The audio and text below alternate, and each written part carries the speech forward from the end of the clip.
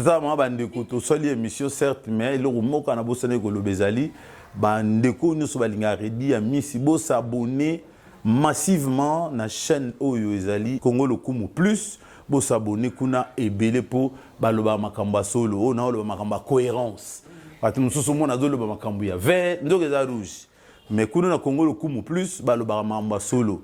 Abonnez-vous, abonnez-vous. Shalom, shalom, peuple de Dieu partout dans le monde. Je vous salue dans le nom du Seigneur Jésus-Christ et notre roi et Seigneur. Aujourd'hui, vraiment, Dieu va vous bénir à travers la parole que nous allons prêcher maintenant même. Mais avant que nous prêchions la parole de Dieu, je vous invite d'abord de prier le Seigneur parce que c'est lui qui est au centre de toutes choses. Seigneur notre Dieu, nous bénissons ton nom, nous te rendons grâce pour cette opportunité que tu m'as donnée encore de me tenir devant ton peuple, pour prêcher ta parole, là où ton peuple se retrouve dans le monde entier. Seigneur, laisse que cette parole donne la vie. Cette parole, oh Dieu, console le cœur, à travers l'Afrique, à travers l'Europe, à travers l'Amérique, à travers le monde entier, oh Dieu. Laisse que ta parole nous fait du bien, car la Bible dit, il envoie sa parole fut guérue. Je vois que cette parole qui va être prêchée maintenant, ça va donner la vie, ça va restaurer, ça va sauver. À ton nom Jésus, laisse que le Saint-Esprit saisisse ma bouche. Afin que cette parole donne la vie à celui qui va écouter attentivement. À ton nom Jésus, j'ai ainsi prié. Amen. Que le Seigneur vous bénisse partout dans le monde. Je vous salue encore dans le nom du Seigneur. Aujourd'hui, nous sommes dans notre message que je vais partager avec vous. La parole de Dieu, ma prédication. Je vais partager avec vous un message très fondamental. Ça va vous fortifier. On ne sait pas où l'Église est en train d'aller. Je vais parler aujourd'hui sur les premiers signes ou les derniers signes qui annoncent la fin du monde. On n'arrive pas aujourd'hui à comprendre où va le monde aujourd'hui. De Genèse à l'Apocalypse, les gens se posent des questions. Qu'il y a deux signes, 3 signes, 4 signes qui annoncent la fin du monde. Ce n'est pas ça la vérité. Il n'y a qu'un seul signe qui est le dernier signe qui annonce la fin du monde. C'est tiré dans Matthieu chapitre 24, à partir du verset 1er, et je vais m'arrêter au verset 14. Voilà pourquoi, sans plus tarder, je vous invite là où vous êtes, de prendre vos Bibles ensemble avec moi. Nous allons lire la parole de Dieu, là où il y a la lumière. Laisse que le Seigneur vous bénisse. Je suis déjà à la page, je disais sur Matthieu 24, à partir du verset 1er, je vais m'arrêter au verset 14e. Voici donc ce qu'il est écrit dans le nom du Seigneur Jésus-Christ. Je lis la parole. La Bible dit, comme Jésus s'en alla au sortir du temple, et ses disciples s'approchèrent pour lui en faire remarquer la construction. Mais il leur dit, voyez-vous tout cela? Je vous le dis en vérité, il ne restera pas ici, pierre sur pierre, qui ne soit renversé. Il s'assit sur la montagne des Oliviers, et les disciples lui virent en particulier, lui en faire cette question. Dis-nous, quand cela arrive-t-il, et quel sera le signe de ton avènement et de la fin du monde? Jésus leur répondit, prenez garde que personne ne vous séduise, car plusieurs viendront sous mon nom, disant, c'est moi qui suis le Christ. Ils séduiront beaucoup de gens. Vous entendrez parler de guerre et de bruit de guerre. Gardez-vous d'être troublés, car il faut que ces choses arrivent, mais ça ne sera pas encore la fin. Une nation s'élèvera contre une nation, et un royaume contre un royaume. Il y aura en divers liés de famines et de tremblements de terre. Tout cela ne sera que le commencement des douleurs. Alors, on vous livrera au tourment, et l'on vous fera mourir, et vous verrez, et vous serez haïs plutôt de toutes les nations, à cause de mon nom. Alors aussi plusieurs succomberont, et ils sailliront les uns les autres. 11. Plusieurs faux prophètes s'élèveront, et ils séduiront beaucoup de gens. Et parce que l'iniquité sera accrue, la charité du plus grand nombre se refroidira. Mais celui qui persévérera jusqu'à la fin sera sauvé. Cette bonne nouvelle du royaume sera prêchée dans le monde entier pour servir les témoignages à toutes les nations. Alors viendra la fin. Le dernier signe de la fin du monde est tiré au verset 14. Cette bonne nouvelle du royaume sera prêchée dans le monde entier pour servir des témoignages à toutes les nations. Alors viendra la fin et nous disons Amen. Que Dieu ajoute la compréhension à cette écriture. Celui qui vous prêche la parole, je vais me présenter. C'est le prophète Isaac. Je suis à Kinshasa, sur l'avenue Louis numéro 33 dans la commune de Ngaliema. Nous sommes une église locale, centre missionnaire, la ville sainte de l'Éternel. Je disais que mon thème sera intitulé « Les derniers signes qui annoncent la fin du monde ». Quels sont ces derniers signes? Remarquez avec moi, mon frère, ma soeur, nous venons de lire la parole de Dieu. Vous allez remarquer avec moi ceci. Les disciples étaient avec Jésus-Christ. Ils devraient poser la question de curiosité sur Jésus-Christ. Parce que Jésus parlait à ce concernant. Il ne restera pas une pierre sur une pierre. Cette pierre sera renversée. Il parlait de l'Église. Bien-aimés, vous devez comprendre que où va le monde aujourd'hui? Le monde est en train d'aller vers la fin. Vous allez remarquer que les disciples étaient sages de poser la question à leur maître, de connaître à ce qui concerne les signes de son avènement ou de son retour. Jésus devrait donner la réponse à ses disciples. Quelle a été la réponse de Jésus-Christ? Jésus tentait de mettre en garde, mise en garde aux disciples d'être prudents, d'être éveillés, de ne pas être emportés par d'autres mauvaises doctrines où Jésus n'est pas engagé dans les messages ou dans la prédication. Vous allez remarquer que j'ai tenté de parler aux disciples d'être sages et prudents à ce qui concerne la séduction. Regardez la façon dont le monde est tenté d'aller. La séduction est en train de détruire le monde, même l'Église. J'ai tenté de parler qu'il y aura les tremblements de terre. Il y aura des nations qui vont être en conflit. Regardez, même dans notre pays, la RDC, partout dans le monde, les États-Unis avec la Chine, c'est-à-dire il n'y a pas une bonne collaboration. Il y a toujours des problèmes. Il y a d'autres nations qui cherchent à dominer d'autres nations. Il y a des hommes riches qui cherchent à dominer les pauvres. Regardez la gravité du mal. Regardez où va le monde aujourd'hui. Voilà pourquoi on va prêcher les messages de la croix de Jésus-Christ pour ramener ceux qui sont loin de Dieu à reconnaître Dieu. Gloire à Dieu. Avant que je continue avec mon thème, je vous amène à l'Ancien Testament.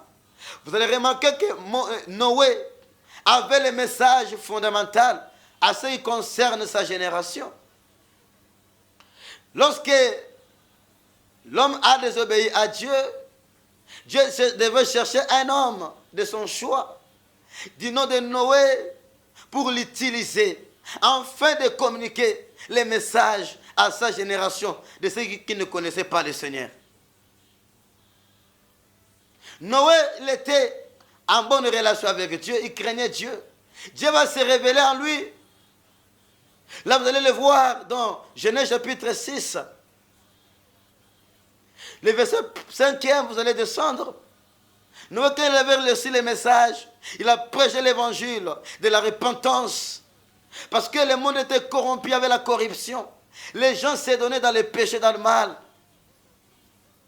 Les gens s'est donné dans la boisson. Il y avait les gens qui mariaient encore leurs enfants. Il y avait des tapages, il y avait des pratiques mauvaises. Les gens adoraient le faux Dieu. Les gens adoraient la magie. Ça n'a pas commencé aujourd'hui. Les gens ont refusé l'Éternel. C'était à cause de quoi? À cause de la violence. Il y avait la violence terrible à l'époque de Noé dans l'Ancien Testament. Quand Noé reçoit la révélation pour sa génération, il devrait communiquer cette révélation à son peuple. Mais une personne qui a la grâce de Dieu. Il a été toujours mal compris par certaines personnes. Les hommes de la génération de Noé ne l'ont pas cru. Même quand Dieu lui dit de construire l'arche, pour que sa génération entre dans l'arche, elle ne le croyait pas. Les gens étaient en contradiction du message de Noé. En d'autres mots, il travaillait le message évangélique. Il était un évangéliste de l'Ancien Testament. Son message était focalisé sur la repentance du peuple. Parce que le peuple, leur pratique était mauvaise. Le peuple, leur façon de se comporter ne plaidait pas à Dieu. Le peuple s'est donné au faux Dieu, à la magie, à l'occultisme, dans l'argent, dans les péchés, dans le mal. Voilà pourquoi nous devons recevoir la révélation pour prêcher l'évangile à sa génération. Pourquoi ne pas prêcher à l'Ancien Testament?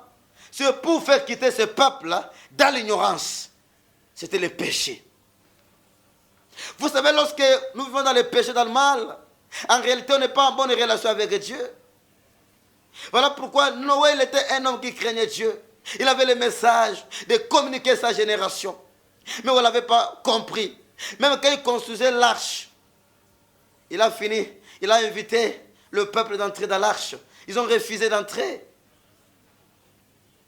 Ils ont refusé à cause de leur incrédulité, à cause de leur directeur de cœur, à cause de leur orgueil, à cause de leur égoïsme, à cause de leur méchanceté, à cause de leur violence, des mauvaises pratiques qui n'étaient pas conformes à la volonté de Dieu, selon sa parole.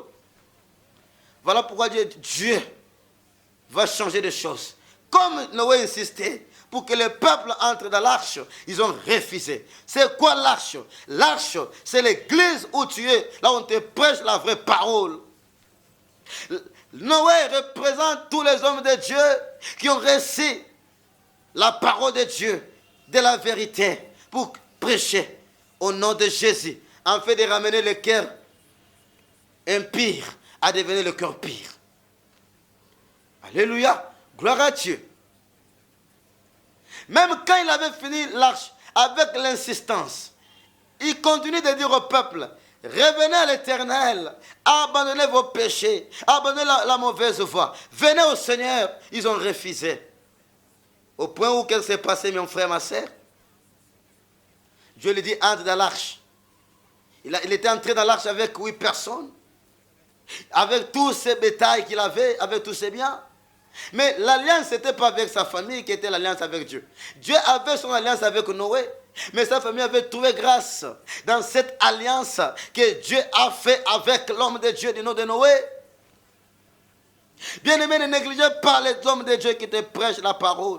Quand je parle des hommes de Dieu, ceux qui sont remplis du Saint-Esprit, qui ont reçu Jésus-Christ comme leur Seigneur et Sauveur, qui prêchent la parole pure, qui est l'œuvre de la croix de Jésus-Christ, qui est notre Seigneur et Sauveur. Alléluia. Un prophète, d'abord, je suis un prophète, mais un prophète doit connaître la parole. Il va enseigner les messages, la repentance au peuple. Parce qu'un prophète, c'est lui qui sonne la trompette, de parler à son peuple, de revenir au Seigneur. Nous sommes les prédicateurs de la bonne nouvelle. Nous sommes les enseignants. Nous crions jour et nuit au peuple de Dieu, au monde entier. Où va le monde aujourd'hui? Pas plus tard, on a voté des lois. Un homme va se marier avec un homme. Il y a une femme avec une femme. Il y a des pays occidentaux, ils ont voté cela. En Allemagne, on n'en parlera pas. Partout dans le monde, ils ont voté cette loi. On voulait aussi imposer cette loi en Afrique. Même les animaux ne le font pas.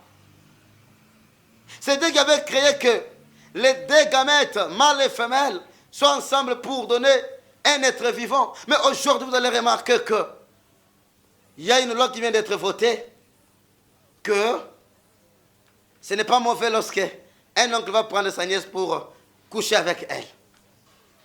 Ce n'est pas mauvais, on a dit que non, il faut qu'on se promène nuit, en Europe, partout dans le monde. Tout ça, c'est le commencement de la douleur de l'enfantement. Revenez au Nouveau Testament que je parlais. Remarquez avec moi, il y a des tueries dans le monde. Il y a des gens qui font du mal aux autres. Il y a la famine. Pas seulement en RDC, partout dans le monde. Il y a des problèmes qui se passent. Les gens souffrent au jour au jour. Rien n'avance dans la vie des enfants de Dieu. Même ceux qui prient, ceux qui ne prient pas. Il y a des tremblements de terre. Il y a des faux prophètes qui prophétisent, soi-disant des prophéties, mais qui n'est pas de vraies prophéties basées sur la parole de Dieu. La prophétie ne doit pas contredire la parole. Laissez-moi vous dire la vérité. Car je suis dans ça, je suis dans les prophétiques, mais je suis un prophète de la parole. Car la Bible dit dans 1 Corinthiens 14, verset 13, un prophète, c'est celui qui enseigne, c'est celui qui exhorte les autres à grandir dans la foi. Si la foi n'est pas grandie à la parole, il n'y a pas la vie. Laisse que le Seigneur vous bénisse. Et remarquez avec moi, la Bible dit que cette bonne nouvelle, mon thème, cette bonne nouvelle sera prêchée dans le monde entier ou dans les nations pour servir les témoignages. C'est alors que viendra la fin. Il y a des gens qui se posent des questions. Comment la fin du monde va se manifester? Il y a même des enfants de Dieu dans le monde. Ils ne savent pas comment le signe du temps de la fin va s'accomplir. Excusez-moi. Il y a des enfants de Dieu qui se posent des questions dans le monde. Ils ne savent pas comment la fin du temps ou le signe du temps de la fin va se manifester. Cela va se passer comment? C'est là où l'Église va comprendre sa mission. C'est là où les hommes de Dieu vont comprendre leur rôle dans les ministères. C'est d'annoncer la parole de Dieu dans le monde entier. C'est d'annoncer l'Évangile. Lorsque l'Évangile va atteindre le monde entier, c'est alors que Jésus-Christ va venir. Alléluia, gloire à Dieu. La Bible dit que cette bonne nouvelle sera prêchée dans le monde entier. Pourquoi être prêché? Pour servir un témoignage. Si nous parlons de la bonne nouvelle, il y a la mauvaise nouvelle qui a envahi le monde. La bonne nouvelle, c'est la personne de Jésus-Christ. Lorsqu'il y a la mauvaise nouvelle, ça va produire quoi? Ça va produire la destruction. Ça va produire l'infidélité de l'homme devant son Dieu. Quand il y a la mauvaise nouvelle, ça va produire quoi? La rébellion du peuple à leur créateur. Vous voyez? Quand il y a la mauvaise nouvelle, ça va produire les péchés qui va dominer l'homme dans son intérieur. L'homme ne peut pas se délivrer, bien se sauver lui-même, sans qu'il y ait l'intervention de Jésus-Christ. Regardez comment dans le monde, la gravité du péché, c'est plus que Sodome et Gomorrhe. Regardez comment le monde est tenté d'aller vers la fin. Où va le monde? C'est là où l'Église va prendre ses responsabilités. C'est là où les hommes de Dieu ils vont arrêter de prêcher des blabla et recevoir des mariages, recevoir de l'argent, recevoir ceci. C'est bien avoir les mariages, c'est bien voyager, c'est bien avoir une bonne vie pour notre épanouissement de la vie. Mais ce qui est important, que les âmes soient sauvées. Je l'ai toujours dit aux gens ceci. Jésus n'est pas venu dans le monde en première place pour les mariages. Il n'est pas venu premièrement pour les voyages, pour le compte à banque. Jésus n'est pas venu en premier lieu pour les titres. Il n'est pas venu en premier lieu pour avoir les diplômes académiques. Mais en premier lieu, la mission de Jésus, c'est pour ramener le cœur de l'homme à son Créateur. Alléluia. C'est ramener le cœur de l'homme qui était perdu à la repentance au moyen de la foi pour être sauvé. Romains 10 nous dit, on est sauvé par la foi en Jésus-Christ. Et la Bible nous dit dans Actes 16 à 31, crois au Seigneur Jésus-Christ, tu seras sauvé toi et ta famille. Lorsque Noé avait le message, il avait cru à son Dieu et sa famille, ils étaient sauvés. 40 jours, 40 nuits de déluge. Tous les gens qui avaient refusé le message de Noé, ils l'ont maltraité de tous les mots, un aventurier. Comme les gens maltraitent les hommes de Dieu aujourd'hui, les escrocs, les aventuriers. Bien-aimés, oui, on peut être les hommes de Dieu. Il y a les faux, il y a aussi les vrais. S'il y a les faux prophètes, il y a les vrais prophètes. S'il y a les faux pasteurs, il y a les vrais pasteurs. Il y a les vrais docteurs, il y a les vrais docteurs de la parole. S'il y a les faux apôtres, il y a aussi les vrais apôtres de Dieu. S'il y a les faux évangélistes, il y a aussi les vrais évangélistes qui annoncent la vraie parole qui est centrée en Jésus-Christ.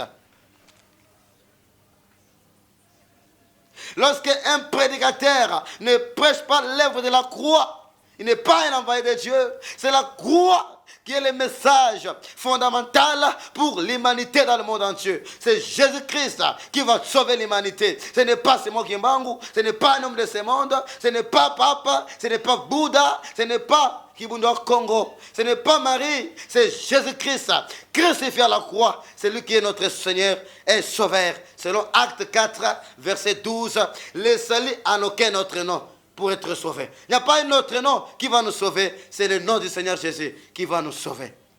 Alléluia. Gloire à Dieu. Pourquoi la bonne nouvelle doit être prêchée?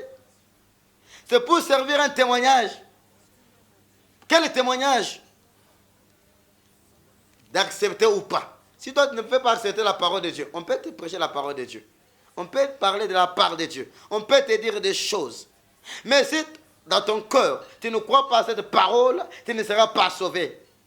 On n'est pas sauvé dans la bouche, on est sauvé dans le cœur. Quand tu crois à la parole prêchée, qui est Jésus-Christ, crucifié à la croix. Cette bonne nouvelle, ça va être prêchée.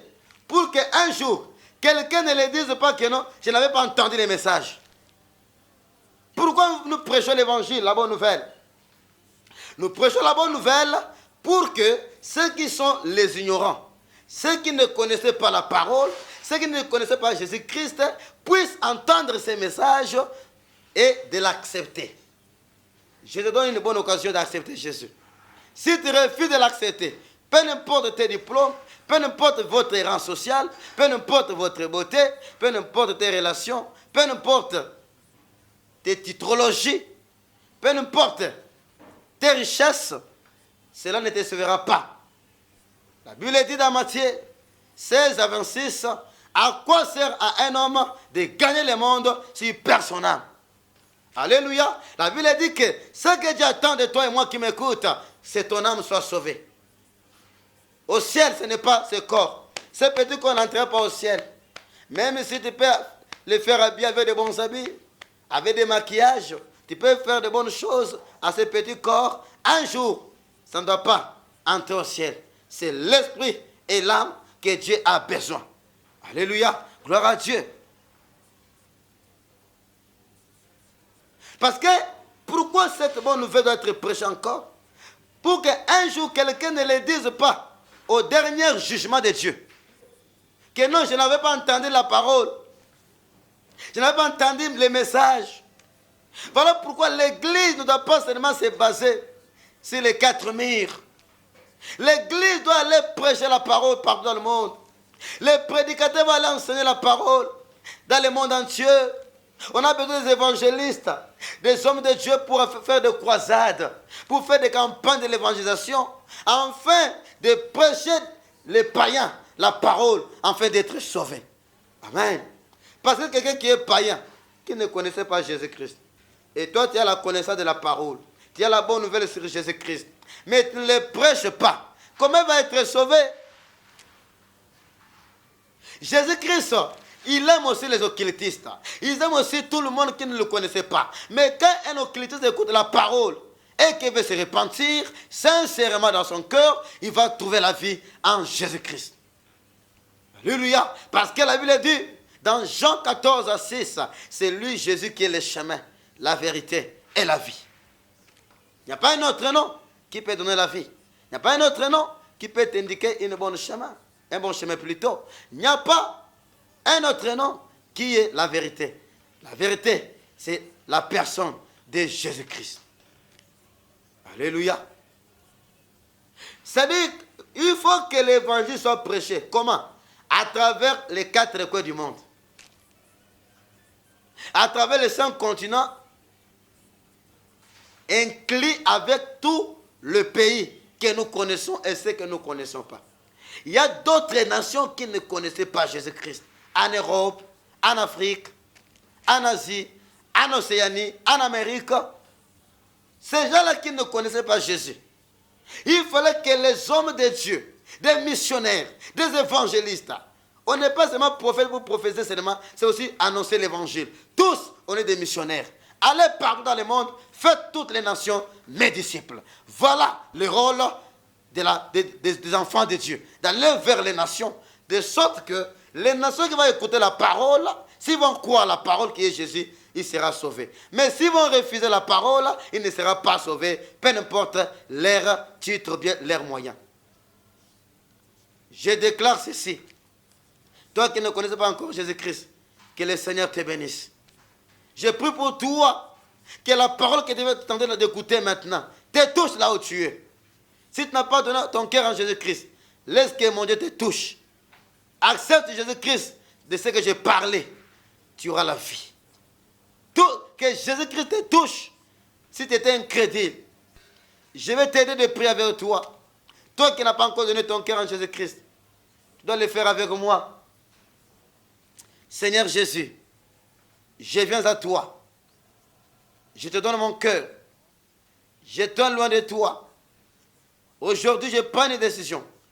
Je t'accepte comme mon Seigneur et Sauveur personnel. Je renonce à Satan, à ses œuvres mauvaises.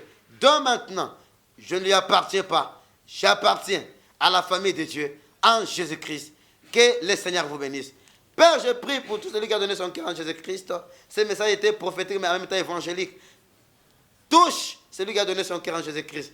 Touche tout celui qui m'a écouté. Laisse que, Seigneur, ta parole le transforme. Ta parole lui donne une nouvelle vie en Jésus-Christ. Quand quelqu'un est en Christ, il est devenu une nouvelle créature. Les choses anciennes sont passées. Voici toutes choses sont devenues nouvelles en Jésus-Christ. Je vous bénis. Amen. Que le Seigneur vous bénisse.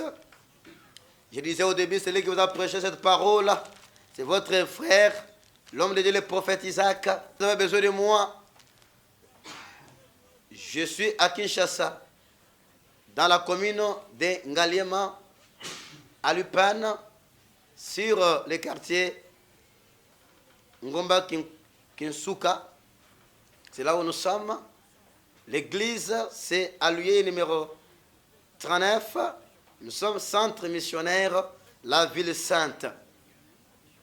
Sur ce, si vous avez besoin de mon numéro de téléphone ou de me contacter, peut-être les messages que je prêchais vous a touché, je vous demanderai par votre permission de noter mon numéro.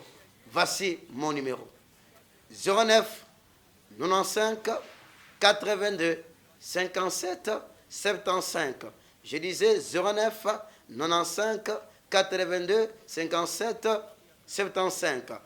Voici le deuxième, c'est Vodacom, 082 94 90 912. 082 94 90 912. Sans plus tarder, je vais dire merci ou saluer aussi ou prier pour la famille qui m'ont reçu, les responsables de cette chaîne Congo Lokomo Plus, c'est la chaîne de notre émission que vous avez écoutée.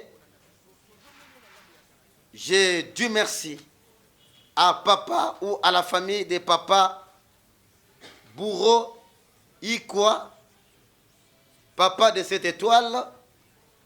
Je dis aussi merci à maman Rachel Samba,